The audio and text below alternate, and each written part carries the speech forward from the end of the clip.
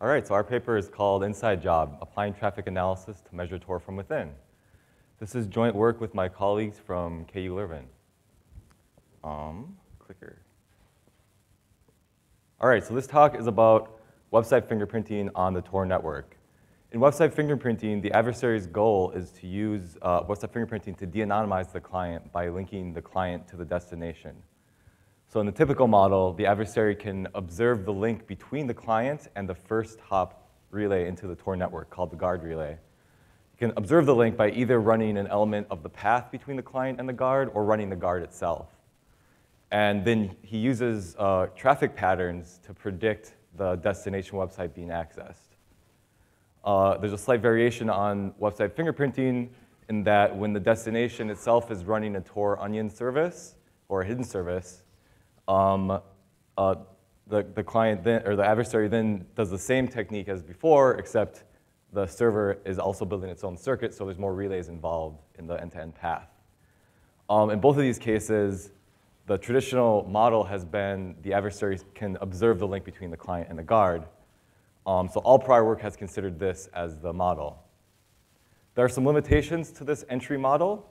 One is that the client-to-entry path is unrealistic. We argue is an unrealistically privileged position for most realistic adversaries. Not every adversary is going to be able to have access to a link to a specific client. Entry guards, while adversaries can run entry guards, anyone can run a guard. Entry guards have high uptime requirements and also require a stable machine. Additionally, clients choose and pin a guard relay, and they keep the same guard for 2 to 3 months, which means if, as an adversary, if you start a new guard relay, it can take 3 months to reach steady state and to be fully utilized by the network, which means it takes 3 months to observe a full amount of circuits as an adversary. So in this work, we consider onion service fingerprinting, but instead of from the entry position, we consider it from an internal network position, from a middle relay. There are some advantages to doing this from a middle relay. Specifically, clients choose a new middle relay for every circuit they build in the network. And this means that a middle relay has a better statistical sample over all clients in the network, as opposed to a guard relay who only can view the clients that happen to choose them as a guard. And so this means the middle relay can see every client that's using the Tor network much more quickly than a guard can. There's also no special relay requirements for running a middle relay, so as soon as you start a relay, it will serve as a middle relay, and it'll be fully utilized almost immediately. Just to drive this point home, this graph shows the probability of observing a client given that you're running a middle relay and a guard relay of the same capacity, and the client is visiting a destination 10 times per time period. This shows that a middle will observe a client two orders of magnitude more quickly than a guard will. So in the entry model, once you identify the destination, you can actually de-anonymize the client because you are directly observing the client's IP address. In this case, we don't have client de-anonymization, but there are several attacks you can do once you can identify the destination from the middle. Some of them are listed here. In this paper, we focused on a measurement of onion service popularity. So if you can guess the destination and how often each destination is visited, you can then have a sense of popularity of all the onion services that exist. So that's what we're focused on in this paper. So the rest of the talk is outlined here. There's 3 major sections. One is circuit fingerprinting to determine if it's an onion service circuit versus a regular circuit. The second is onion service fingerprinting to determine which site it is. And then we combine these 2 classification techniques to do a popularity measurement on the live Tor network, and that's the third part. So circuit fingerprinting is first. From the adversary's perspective, an adversary running a middle relay will see several different circuits being built through the middle relay. They can be circuits going to regular external websites, www sites, or circuits going to onion sites. And the problem here is that the middle relay attacker needs to predict what type of circuit it is. Another problem is, in our specific case, we are considering the attack from the middle relay that is adjacent to the client-side guard, rather than the other middle positions. If you'll notice, there's actually 4 middle relays here on the onion service circuit. But we're considering the case where the middle node is next to the client-side guard because that allows for the strongest follow-on attacks. So there's two classification problems here, actually. One is an onion service rendezvous circuit, which is the one that's used to fetch the destination website, and is the middle in the correct location in the circuit. So in order to test classification algorithms that we developed, we generated circuits using a private Shadow Tor simulator called, a Tor network simulator called Shadow. We used Shadow to generate 1.85 million circuits. About half of them were onion service and half of them were regular. Because this is a private Tor network, we were able to observe all circuits, and there's no privacy issues there. So we labeled the circuits with their actual type, actual purpose, and position. We then extract features and train random forest classifiers on the purpose and position. The image here shows what a typical circuit construction process looks like. So these are circuit type and command pairs. And these are sent in every cell that's sent through the Tor circuit. So as a relay, you can observe what the cell type is, and occasionally, if it's not encrypted, you can observe the cell command. And so we basically use each of these pairs, the type and command pairs, as our features. So it's very distinguishable if you count the order in which these cells are received. This helps us distinguish if it's what type of circuit it is. So we're using these as features. We train the classifiers, and then we test the results on our data set. So here are the results. I'm highlighting here the accuracy. So the columns show purpose and position. This is done with tenfold cross-validation on our data set. We found that we could identify that it's a rendezvous circuit with about 92% accuracy, and that the position was in the middle node position that we were interested in with about 98.5% accuracy. So we feel like this is a very easy problem to solve in the context of the live network. So once we can identify that we're in the correct position and on the right type of circuit, the next step is, can we identify the actual site being visited? So that's what's next. The problem here is, given that you know it's a rendezvous circuit and you're in the right position, what's the destination? So to test this, we actually collected circuits on the live Tor network, but we only collected circuits that we were creating with our own crawler. And so to do this, we had to modify the Tor software that was running on our crawler, our client crawler, and on our middle relay that we were running. So we added a new signaling mechanism into the circuit so that whenever our client built a circuit through our middle, the circuit would send this special cell to the middle node, so the middle would know, okay, this is one of our circuits, not a circuit from a regular client. And then it would start capturing a cell trace of every cell that was sent on the circuit. And so that was being captured at the middle relay. At the same time, the crawler, the client side, was capturing a TCP trace using Wireshark. And we did this in order to compare the accuracy of our middle node approach with the previous entry model approach, where they usually do Wireshark at the client side. So then our crawler would crawl all known and online onion sites. We found that about 2,500 sites that we crawled were responding to our fetches. So we did 80 crawls per front page of these sites and trained classifiers on the samples that we got. So these are the results. The first set of results are showing the closed world, the results under the closed world model. The closed world model assumes that the client will only be visiting one of a small set of sites and that the adversary knows all of the sites in existence. So the top set of results here show the entry model. This is the model that's been used in previous work. And the bottom set of results show the middle relay model that we use in our work. The highlighted set of results here is for 100 sites. We can see that for all three different types of classification algorithms that have been used in previous work, KNN, K-fingerprinting, and Kmule, that the middle relay model actually is between 1 and 12% more accurate than the entry model. And we believe this is because we were able, at the middle relay, we have cell traces rather than TCP packets. And so TCP packets have some noise associated with those that we don't see in the cell trace. So this is the closed world model where the adversary knows all of the sites that are being visited, but this is not very realistic. This has been pointed out several times in recent previous work. And so we're also interested in understanding how our algorithms perform in an open world model.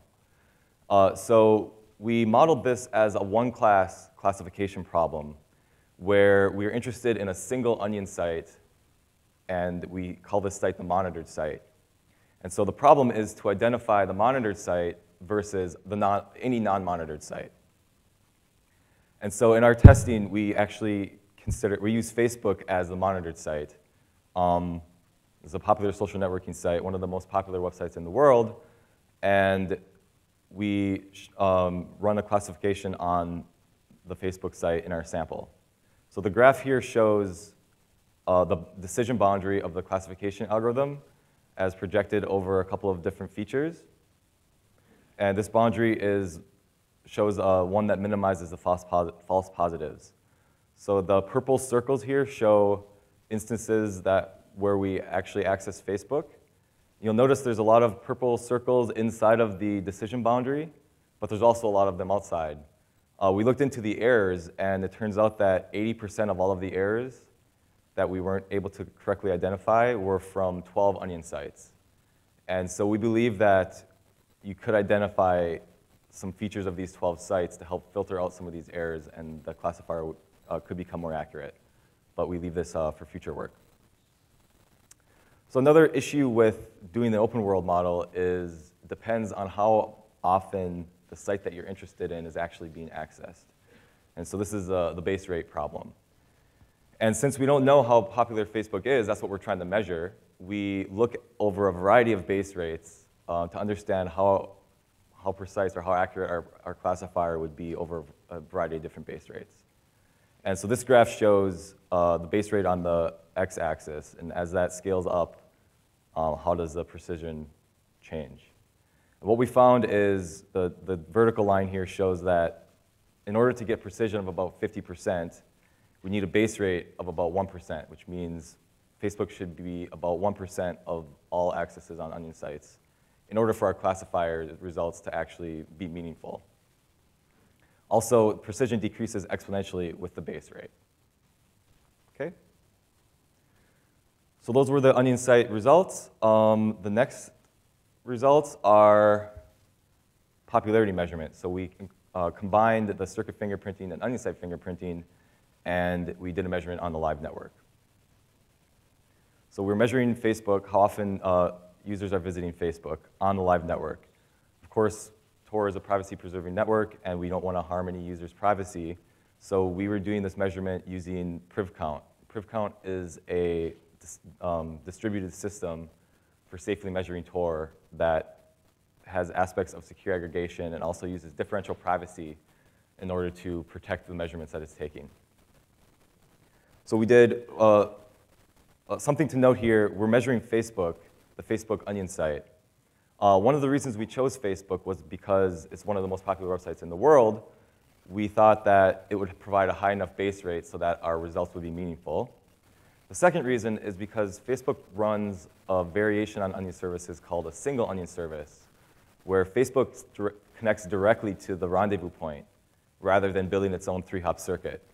And so this means that in the case that our middle relay is serving as the relay directly next to Facebook, we can actually directly measure how often people are accessing Facebook rather than using our classification approach. So this provides sort of a ground truth that we can compare later to see how often do we think people are visiting Facebook versus how often do we know that they're visiting Facebook because of this direct access. So we took 3 measurements here.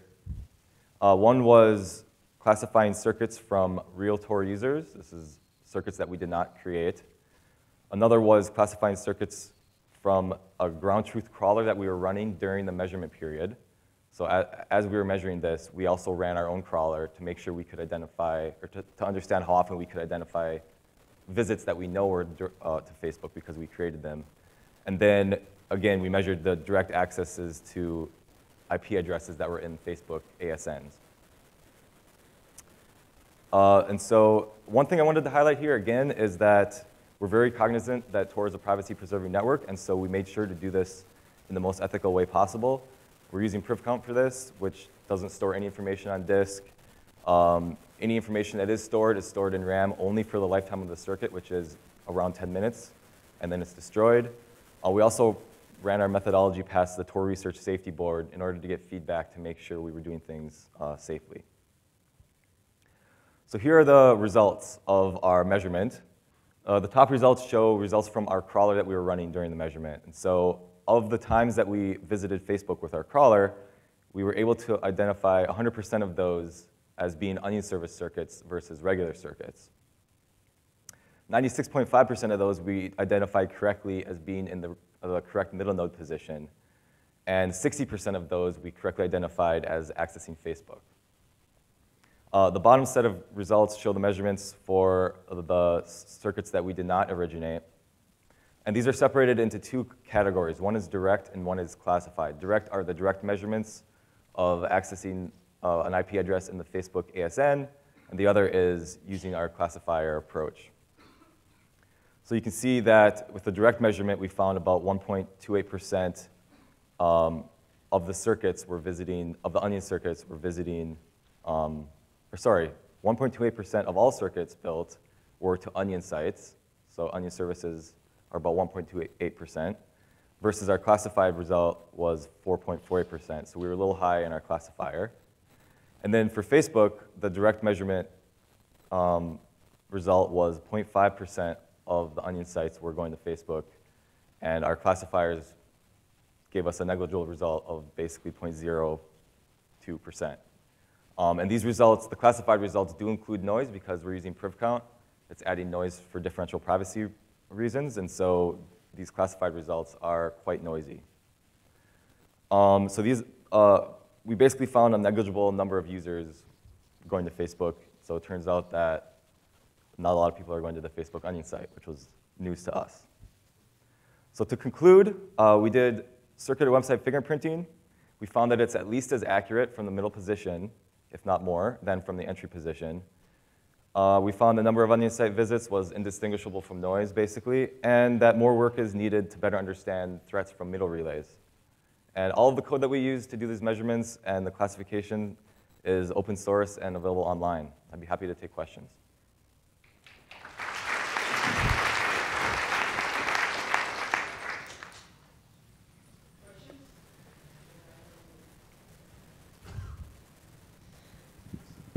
Hi, great work. One question. I mean, there are guard nodes and middle nodes are very different with regard to that. Guard nodes usually remain guard nodes of a particular user for a very long time.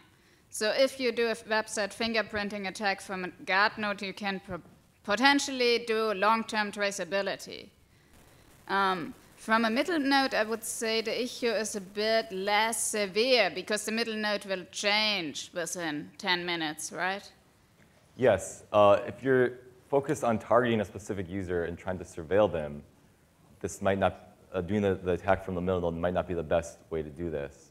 Depends on what your goals are. You're right. Guards are going to be used for long term.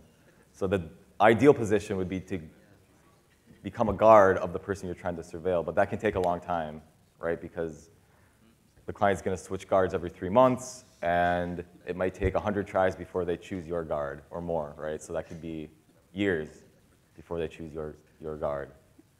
So that's the issue there. Thanks. Hi.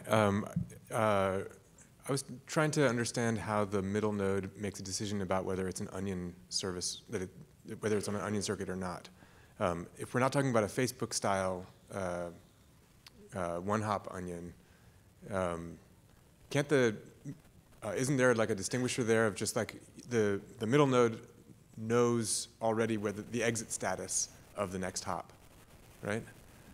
And so anything that's connecting to a non-exit has got to be an onion service. Yeah, we use as features the node type, actually the next relay type and the previous hop type. So the exit flag on the next relay was one of the features we used in our classifier. Okay. Right.